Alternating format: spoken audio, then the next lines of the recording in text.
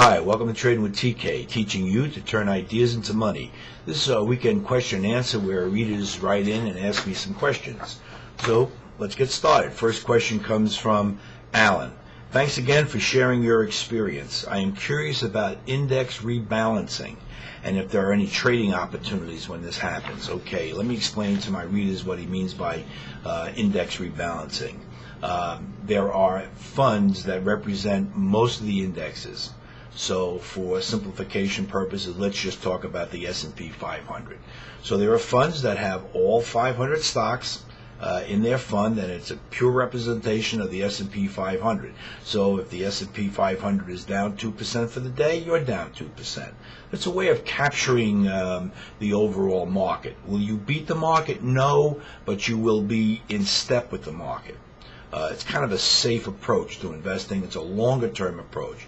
But here's what happens when you talk about rebalancing. If the Standard & Poor's 500 is changed, if the S&P, if the people at the Standard & Poor's change stocks, in other words, ABC is coming out and XYZ is going in, or vice versa, whenever there's a change, these index funds have to make the change. They have to sell the stock that's coming out, and they have to buy the stock that's coming in. And the stock that they have to buy obviously is going to go up usually, and the stock that they're going to sell is going to go down. Now, they don't necessarily have to do this all in one day. Sometimes they take a couple of days, a week, or 2 weeks. It eventually has to get done, but it doesn't have to get done in one day. And can you make money on the idea? Yes, you can, but once the news is out, the cat's out of the bag, and anybody who wants to sell the stock that's going to be added is going to pull their offer. All the market makers are going to pull their offer, and the stock's going to gap up.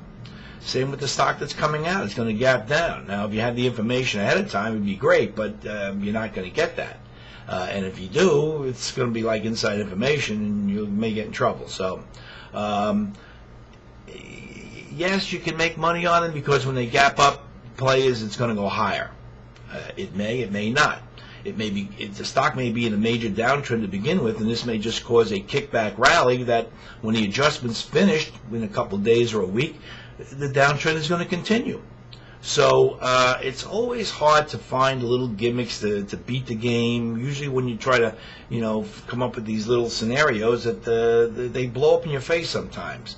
It's tough to beat them. But that's what we're talking about when we're talking about index rebalancing.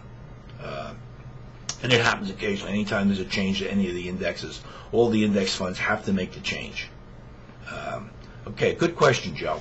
Next question comes in. This one's not signed, but I think it was from Joe.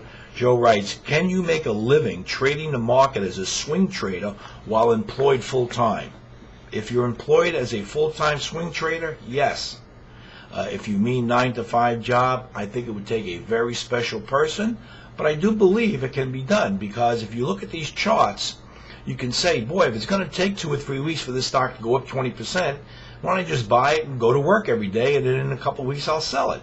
Sounds easy, but you need to put in sell stops because you're not going to be there to watch it. You don't want to come home one day and find out you're down 20% instead of up 20%. And the other problem is, I don't know how effective you're going to be at your full-time job, because I know every half hour you're going to be running to a computer looking at your stock.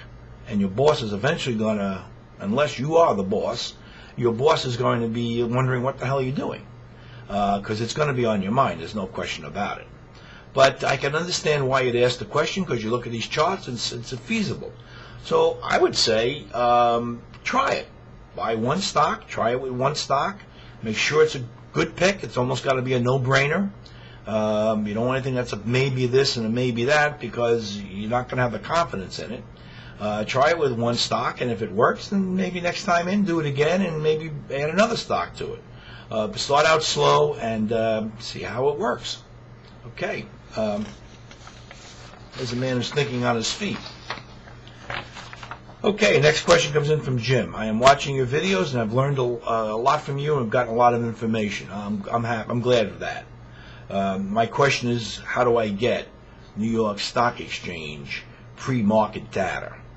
Okay, here's what I know about that. First of all, what he's talking about is He wants to know when the specialist has 100,000 to buy at the market or 100,000 to sell at the market or whatever the number is. That's going to influence the opening price. Okay, I know that information is coming.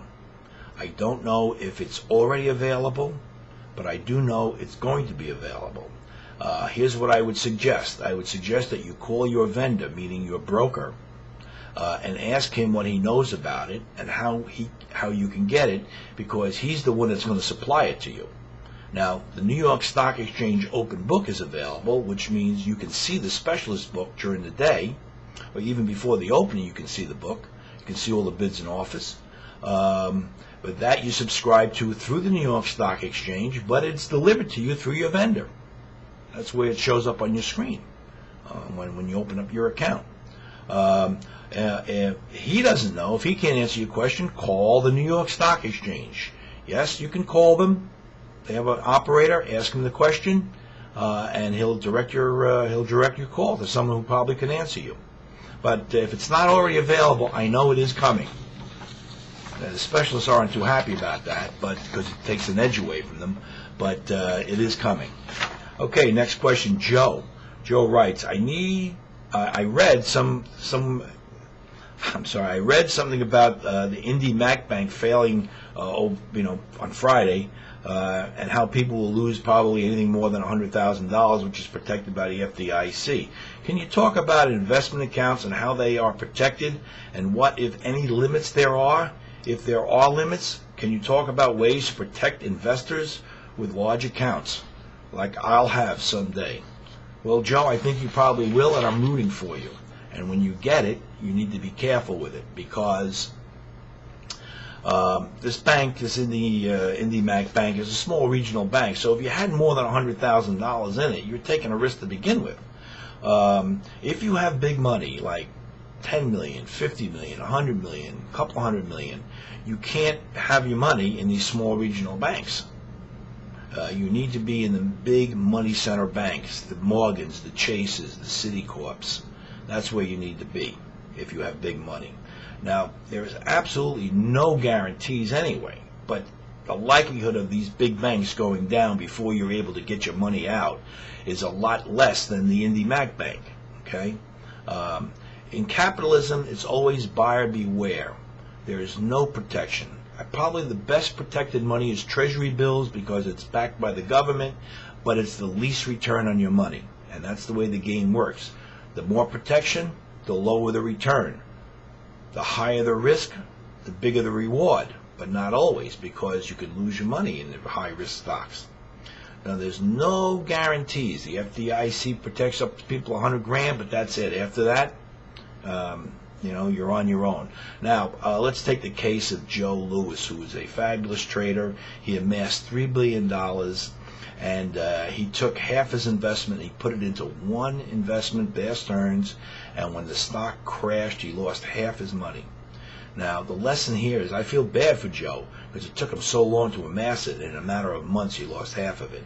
And the moral of the story is you can't put too many eggs in one basket. You need to spread your money around.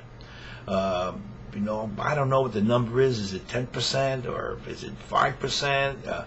It can't be 50% or 30% in one investment, because if the basket drops, you're gonna lose your money. And regardless of how much money you have, if you break certain rules of investing, you're taking a big risk.